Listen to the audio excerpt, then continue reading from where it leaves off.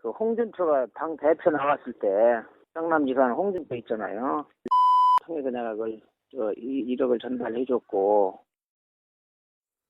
네, 홍준표 경남도지사가 결국 성완종 리스트에 이름을 올린 지 한 달 만에 검찰에 소환이 됩니다. 리스트에 적힌 8명 가운데 첫 번째 소환 대상에 오른 겁니다. 검사 시절 부정부패 척결에 나서면서 지위 고하를 막론하고 수사에 나서 당시 육공화국 황태자 박철원 전 의원을 구속시키는 등 이른바 모래시계 검사로 이름을 날렸는데요. 이제는 반대로 불법 정치자금 수억으로 피의자 신분이 돼서 모레 검찰의 조사를 받게 된 겁니다.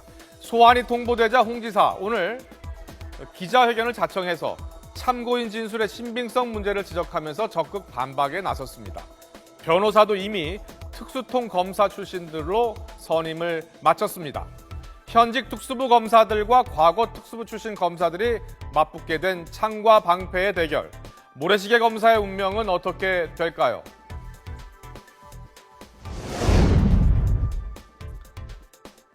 검찰은 홍 지사에게 돈을 건넸다고 주장하고 있는 윤승모 전 경남기업 부사장에 대한 소환 조사를 통해서 지난 2011년 한나라당 당대표 선거 때 1억 원을 전달한 진술과 정황을 확보한 것으로 전해지고 있습니다. 검찰은 당시 홍준표 캠프에서 자금과 일정 등을 관리해왔던 측근 2명도 불러서 조사를 마쳤으며 수사의 목적은 기소다라면서 자신감을 내비쳤다는 소식입니다. 검찰은 또 오늘 오후 홍 지사의 보좌관 출신이자 현재 경남도 기관장을 맡고 있는 김혜수 씨를 참고인 신분으로 불러 조사하고 있습니다. 김 씨는 홍 지사에게 돈을 전달했다고 지목된 윤승모 전 경남기업 부사장을 만나서 회유를 시도했다는 의혹이 불거진 인물입니다.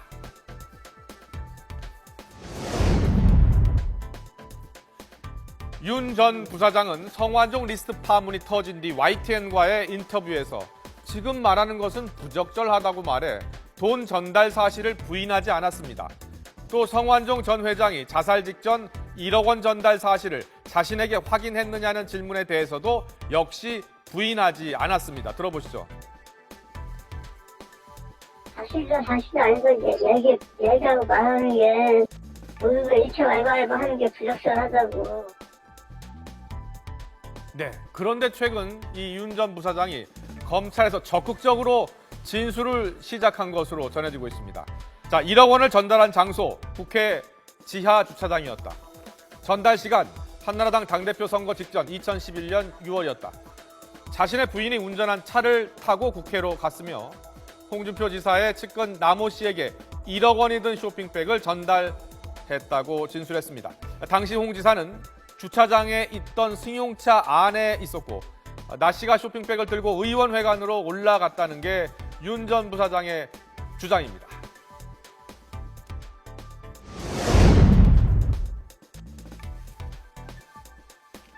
나도 검사를 해봤지만 이런 식으로 정인을 한 달 이상 관리 통제하는 일이 없습니다. 정인을 관리 통제를 하면서 한 달 이상 진술 조정을 해왔습니다. 사법 처리가 임박하자 홍 지사가 적극 반박에 나섰습니다. 특히 한 달 넘게 검찰의 관리를 받고 있는 윤 전 부사장의 진술을 어떻게 믿을 수 있느냐고 반문했습니다.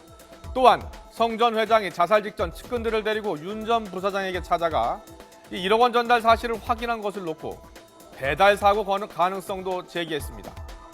홍 지사는 그동안 정치판에는 곳곳에 올무가 있다면서 자신이 이번 사건과 같은 올무에 왜 얽혔는지 이유를 찾고 있다며 결백을 우회적으로 강조하기도 했습니다. 검찰은 모레 홍 지사를 불러서 금품수 여부를 조사한 뒤에 협의가 확인되면 사전 구속영장을 청구할 방침입니다. 95년 정치에 입문한 뒤 4선 국회의원에 당 대표까지 올랐고 다시 도지사로 재기하면서 승승장구했던 홍준표 경남도지사. 하지만 예상치 못했던 성완종 리스트가 터지면서 그의 화려했던 정치적인 운명도 이제 한 치 앞을 내다볼 수 없는 안개 속에 빠지게 됐습니다.